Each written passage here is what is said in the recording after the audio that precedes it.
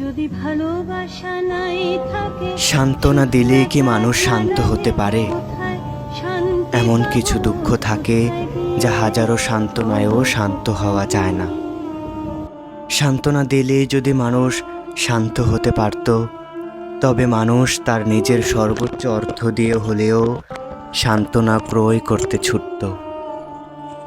যেসব দুঃখ ভুলে যাওয়া সম্ভব না, জীবন থেকে মুছে ফেলা সম্ভব না যেসব স্মৃতি, কিংবা ভুলে যাওয়া সম্ভব না যে সকল অতীত, সেসব দুঃখ, স্মৃতি আর অতীতের কাছে কোনো সান্ত্বনাই স্বস্তি এনে দিতে পারে না।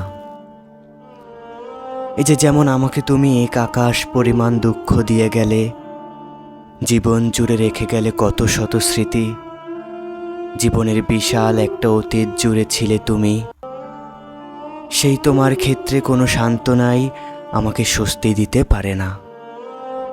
তুমি বলেছিলে আমি তোমার থেকেও ভালো কাউকে পেয়ে যাব, অথচ আমি বলেছিলাম আমার তোমাকেই লাগবে। এই কথাটা ছিল তোমার সবচেয়ে সাজানো গোছানো একটি বাহানা মাত্র, যা তুমি আমাকে সান্ত্বনা মনে করে বলে গেলে। অথচ তুমি বোঝোনি যে তোমার এই ঠুনকো একটি সান্ত্বনা আমাকে স্বস্তি দিতে পারবে না, কখনোই পারবে না।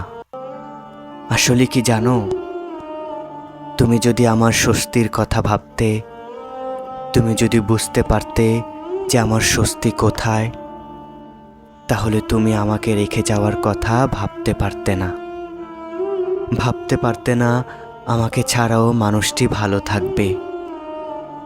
ভাবতে পারতে না আমাকে ছাড়াও মানুষটি হাসি খুশি জীবন কাটিয়ে যাবে।